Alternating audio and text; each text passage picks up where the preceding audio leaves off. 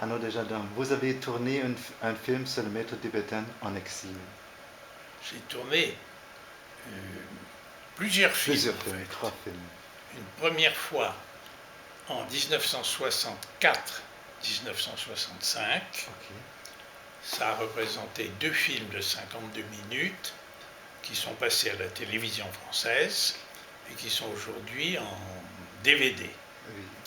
Et de nouveau, j'ai filmé pendant tout l'hiver et le printemps 1967 3 films, un au Bhoutan et 2 autres qui ont pour titre Le lac des yogis, tourné à Rewalsar, essentiellement avec Dudjom Rinpoche, et Les enfants de la sagesse, tourné à Romtek, essentiellement auprès du 16e Karmapa. Donc, Gyalwa Karmapa, cet homme merveilleux, on le voit dans les premiers films et dans les deuxièmes films. Quelle était votre première impression de ces maîtres, le 16e Karmapa? Quand vous avez retrouvé la première fois, qu'est-ce que c'était la première? Donc, la première fois, c'était dans l'Ant au Sikkim, qui était encore autonome. Il y avait encore le Maharaja du Sikkim à cette époque. Karmapa résidait à l'ancien monastère de Romtek et le nouveau monastère était en cours de construction en 1965. J'ai été, comme tant d'autres, immensément impressionné, notamment par la cérémonie du port de la coiffe noire, the hat wearing ceremony, qui a été une découverte, une révélation inoubliable. Et ensuite, impressionné par sa simplicité, son humilité, son naturel, je dirais même sa gentillesse, sa disponibilité pour m'aider pour tourner ces films. Voilà, c'est l'impression de cette tellement complète de force, de puissance, de maîtrise, de sagesse, de bonté,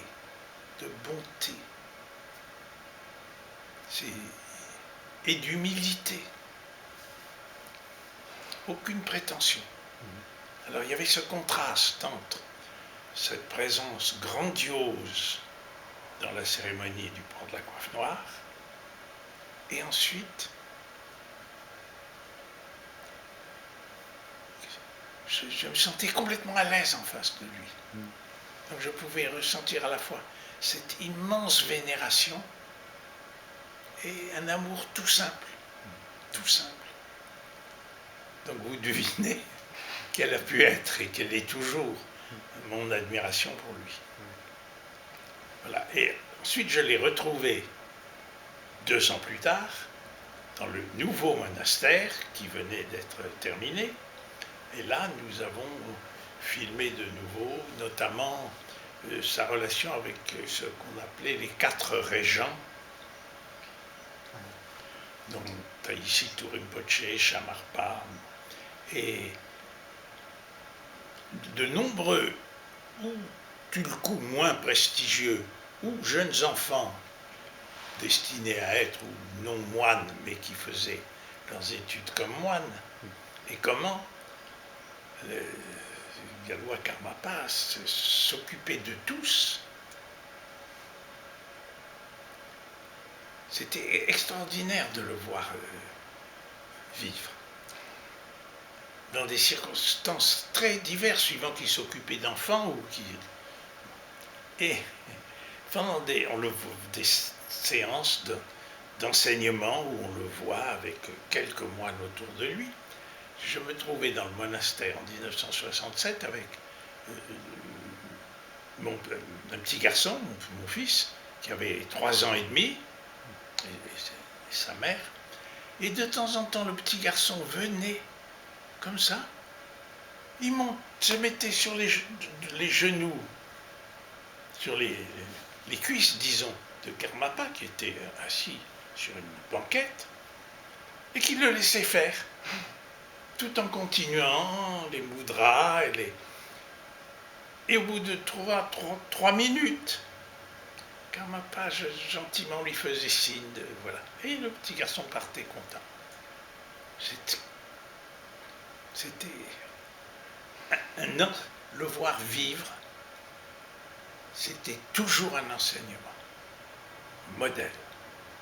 Voilà ce que c'est que la sagesse, voilà ce que c'est que la sagesse. Et puis, quand il est venu en France pour la première fois, comme il nous a accepté notre invitation à venir passer 3 jours au Bost, qui n'était pas encore une fondation tibétaine, et il avait demandé que je le présente au public français, en sachant que j'avais fait ces émissions pour la télévision française, à l'hôtel Sheraton à Paris, où il avait donné la cérémonie du port de la coiffe noire pour un public assez vaste, dans lequel j'avais même reconnu quelques prêtres catholiques que je connaissais en fait parce qu'ils avaient un esprit ouvert et qu'ils essayaient de découvrir le bouddhisme. Je voudrais revenir encore brièvement en Inde.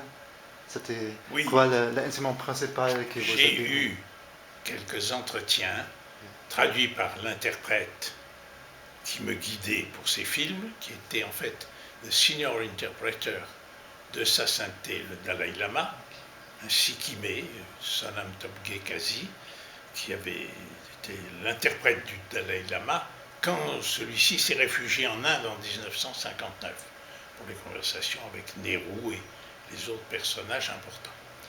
Donc c'est cet interprète qui faisait découvrir tous ces maîtres tibétains, tous ces Rinpoché que je n'aurais pas été capable de découvrir par moi-même.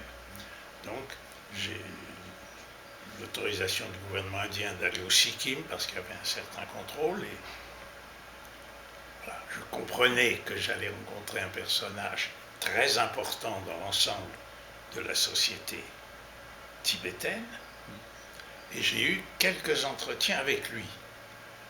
Bon, j'ai posé certaines questions sur la méditation pour vérifier ma compréhension. Mais ce n'est pas le plus important. Le plus important, c'était de l'observer, parce que j'ai pu être relativement proche de lui, en préparant les tournages de films, et puis au moment de filmer, de voir comment il s'adaptait de manière tellement parfaite à toutes les situations différentes. Je le voyais s'occuper de ces jeunes moines. Je lui ai dit, attends, mais vous êtes un père qui a beaucoup d'enfants. Et il me répond, un père et une mère. Et là, c'était... Si on voit son visage sur les photos, c'est d'une puissance virile impressionnante. Hein. Et quand il m'a dit un père et une mère, je vous assure, toute la tendresse, tout l'amour maternel passait dans son regard. Donc pour moi, le grand enseignement inoubliable, c'était simplement de voir. Voilà ce que c'est que la sagesse.